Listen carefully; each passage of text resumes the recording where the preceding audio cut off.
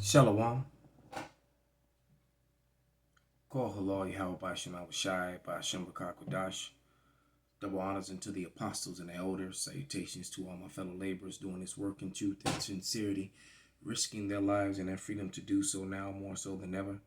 To the scattered elect that are scattered around the four corners of the earth, that be like unto the speckled bird, the Israelite foreigners.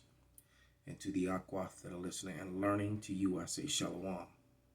This is your brother Malcolm from the branch of the Great Millstone here in Chicago on the Critical Race History Historical Facts channel. Psalms 83, 1. Keep not thou silence, O God. Hold not thy peace, and be not still, O God. For lo, thy enemies make a tumult, and they that hate thee have lifted up the head.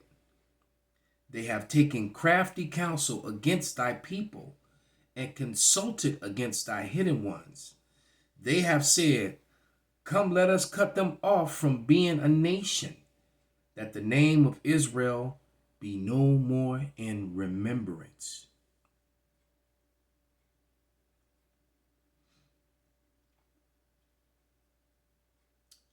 Jeremiah 17:4. And thou, even thyself, shalt discontinue from thine heritage that I gave thee, and I will cause thee to serve thy enemies in a land which thou knowest not. For ye have kindled a fire in my anger, which shall burn forever.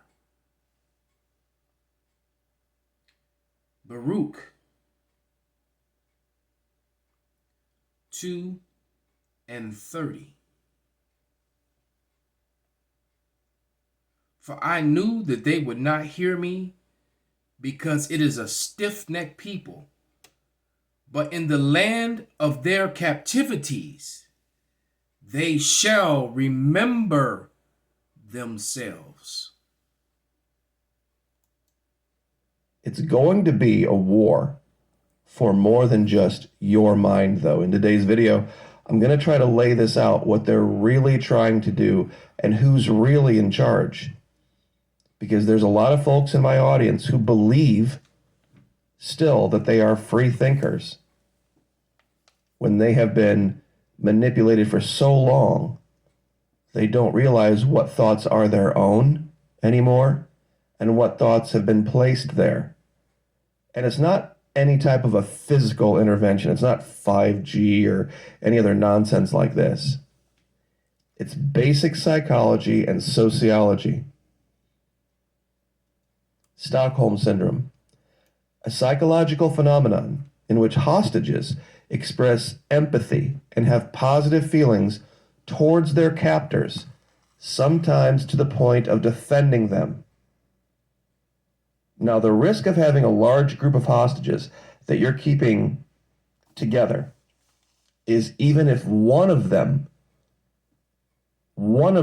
figures out what's going on and begins to explain it to the rest, it'll take off like wildfire. So they have to be very, very careful to weed out free thinkers.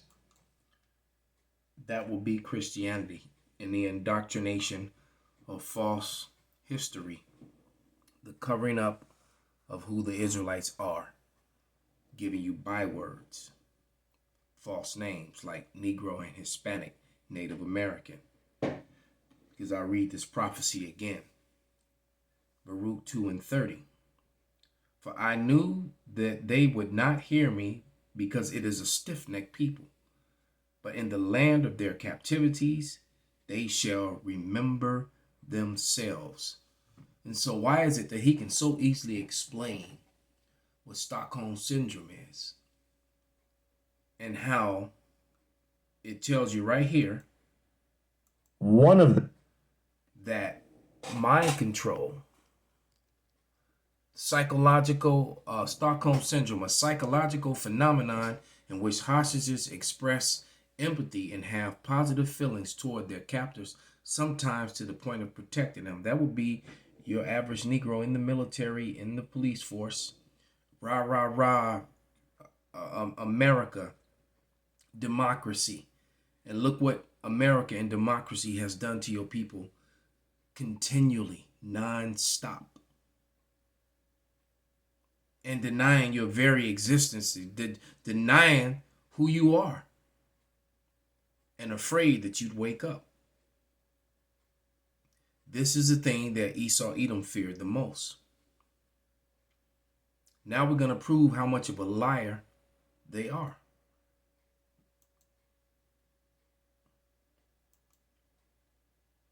Got to suffer through the commercial, Salakia. From powerful.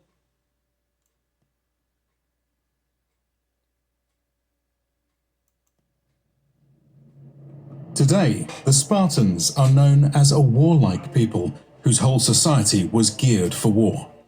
It would therefore seem logical to assume that when a conflict broke out, they would be ready to fight at the drop of a hat. However, the ancient Greeks knew them as a people who were notoriously reluctant to get involved in wars beyond their sphere of influence, and who rarely left their homes to fight abroad. And the reason being is that the Spartans were Israelites, and they were a different people from the Grecians, from the actual Greeks. And here they are yet again depicting the Spartans as white men, which is a complete and total racist lie. Okay? And this channel is dedicated to breaking down and tearing down those lies. This is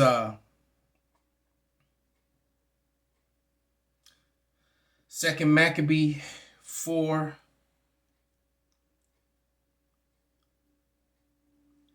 And let's start at actually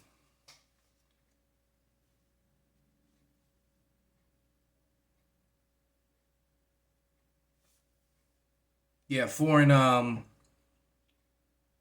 let's start at 7.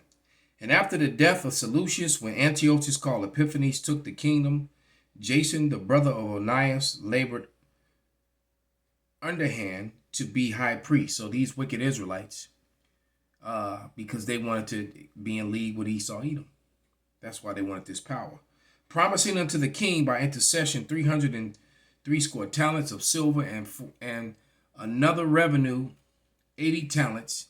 Besides this, promised to assign 150 more, and it might have, and he might have license to set up a place of exercise for the training up of youth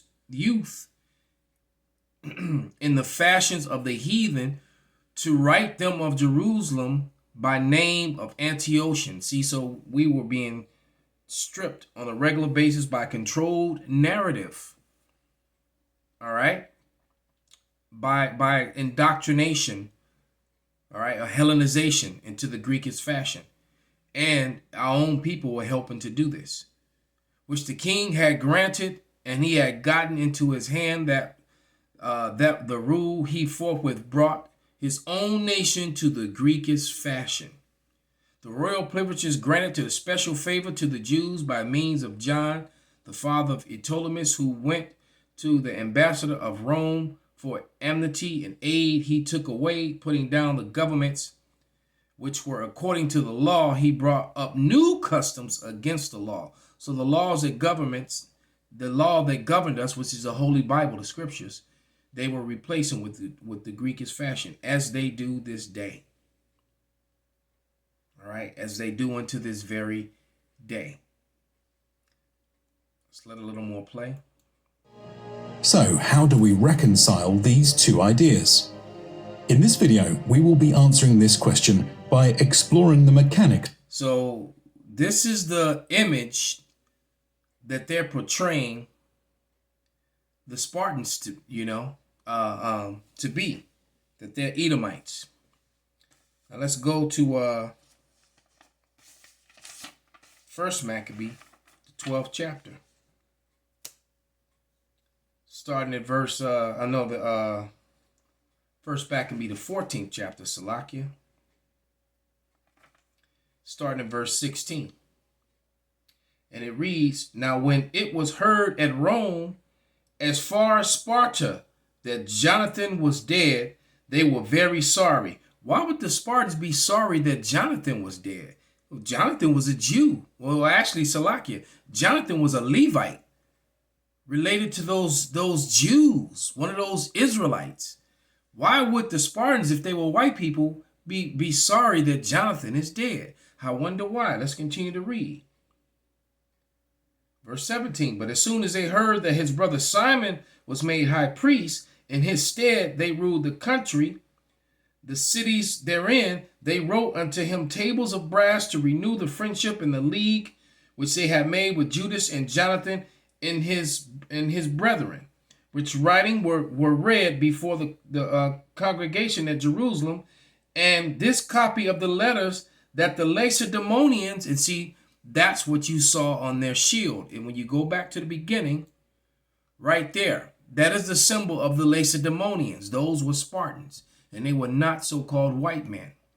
This is a lie, a fabrication, a racist and hateful lie, by not showing them as they really are. How do you think Esau will feel if they open up history books and they saw the founding forefathers of America as brown melanated men? All right, so this symbol of the Lacedaemonians are the Spartans. Okay? If we go over to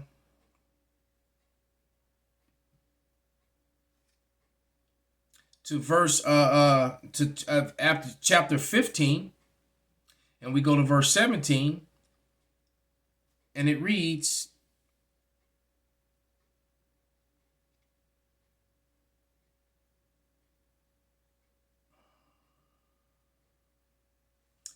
the Jews, ambassadors, our friends, and confederate came to us to renew old friendships and leagues, being sent from Simon the high priest and from the people of the Jews.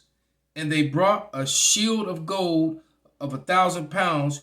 We thought it good, therefore, to write unto the kings and the countries that they should do them no harm, nor fight against them, their cities or countries, nor yet aid their enemies again. It seemed also good to us to receive the shield of them. If therefore any pestilent fellows that have fled from our country unto you, deliver them unto Simon the high priest, that they may punish them according to their own law, that the same who wrote he likewise unto Demetrius the king of Altius, Arathus and Arceus, and to all the countries and the Sampsanes and the Lacedaemonians. All right, these Lacedaemonians are Israelites, because it's going to tell you, hold on, I'm trying to find it, that the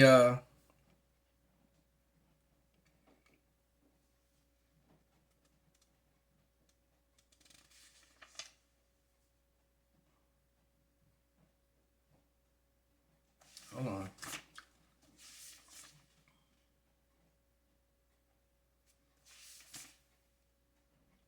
Oh, it is back in verse 12. All right, so all this is being written. The Spartans are having these dealings with the Jews because they know that they're the same people. This is why they were sad. And here's the solid evidence, historical evidence in the Bible. This is second Maccabees 12 and verse 20, and it reads, Arius, king of the Lacedaemonians, to Onias the high priest, greetings. This is a wicked Onias, all right?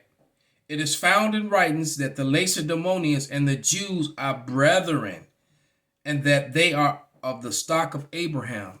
That is something that they do not want to talk about in Hollywood, because then they'd have some explaining to do. They'd have a lot of explaining to do. Okay? Hence the reason why they've never really made a modern day movie about the Maccabees, because it would validate the thing that they fought so hard to remove from the Bible, the Apocrypha. You know, and DJ Trump, when he was sworn in, they actually read scriptures from the Apocrypha in his inauguration. So Esau Edom is a hypocrite and a liar. Okay? Because let's read a couple scriptures. It said that they and the Jews are brethren. I'm going to read my favorite two, and I believe I read these same two in part 1 and 2 of this same series of videos, because I use this same guy. This is the Kings in General channel. No, this is Invicta. Actually, this is a different historian, but nevertheless, in the Maccabean revolt and the Maccabean Anti Hellenistic or Hellenist revolt, all right, I touched on this history, all right. So this is basically just a continuation of that. But let's read those scriptures again on the physical appearance of the Jews according to the Holy Bible, that they try to just ignore as if these scriptures are not in the Bible. All right. Well, that's why they got so many new versions where they change the wording. But this is Jeremiah 14 and 2, and it reads, Judah mourneth, and the gates thereof languish. They are black unto the ground, and the cry of Jerusalem is gone up. And that word black there is kadar, and that means dark skin. So it's referring to their dark skin as blackish, meaning they're really dark brown. Their skin is like the earth, kind of like boxwood. You know? Boxwood is like chestnut, really brown, kind of with a little red in it, like that reddish brown. The true ruddy, what ruddy really is, like a ruddy horse or a ruddy dog, a ruddy cow, a ruddy bird. And they're all like dark brown when you look at them with those reddish tones, and all of a sudden get to a ruddy person, they show you a pale complected red faced Edomite. No, it's not the same. That's that new speak when they change the meaning of words and definition. Let's get Lamentations 4 and 8. And it reads, Their visage is blacker than a coal. They are not known in the streets. Their skin cleaveth to their bones. It is withered, because it has become like a stick. So their visage, when you look upon them, they were dark as coal. All right. Let's get one more piece of evidence.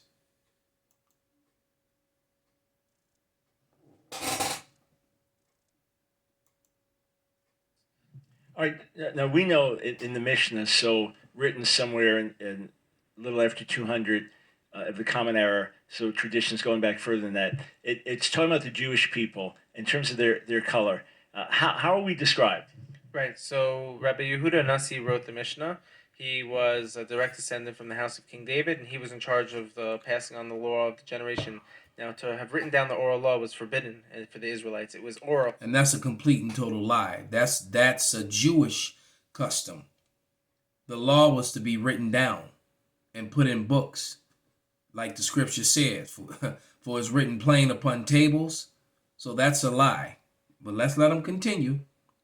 What? Because this is that Talmudic stuff. But let's see what they wrote though. Meant to be taught father to son. He saw that we are already scattered around the whole world, and if we don't preserve this, we're going to lose it. So he chose to write it down, and it was called the Mishnah. In the Mishnah, he was speaking about the skin afflictions that happened to people in the times of the temple. So never mind the Bible, the Torah. We're going to go with the Mishnah, as if the Bible isn't an accurate record. All right? But let's let him continue. And when he's speaking about the color of the skin, he references and says that the children of Israel were not white, and they were not black. No one is black. No one is white. People are different shades of red, as he is. You can see the redness in his face and his ears. And black, so-called black people are different shades of brown. No one's skin is actually black. All right? That is a fabrication. They were boxwood. That's the word it was used. Perhaps like the color of the table we're sitting at. And, you have to... Boxwood, like the color of the table. Now, if you take a penny and put it on that table, it'll blend right in. And you put a Negro's hand next to that penny, that's usually around the same color. Same thing for a Native American. All right? Not a lot of these natives are that are running around today, these $5 nickel Dawes Roll natives, but real natives were copper colored. Negroes were copper colored, like boxwood. Boxwood is copper colored. Imagine He was saying the children of Israel. I think he was speaking about in past tense of who they were at the time already that he was alive. You had great, Roman converts who became Torah scholars. Yeah. So those Roman converts, meaning those Edomites who became Jewish. So he's just telling on himself, man. The ones, that after John Hyrcanus. John Hyrcanus forced a group of Edomites to follow the law, statutes, and commandments, and that was your first sect of Edomites referring to themselves as being Jewish. All right. Rabbi Akiva's father was a convert. Rabbi Akiva was one of the greatest sages ever. You had Onkelos, you had Shemaiah and Avtalion. These were masters on the Torah chain who were converts from Rome. All right. They were converts from Rome. Let's go back. I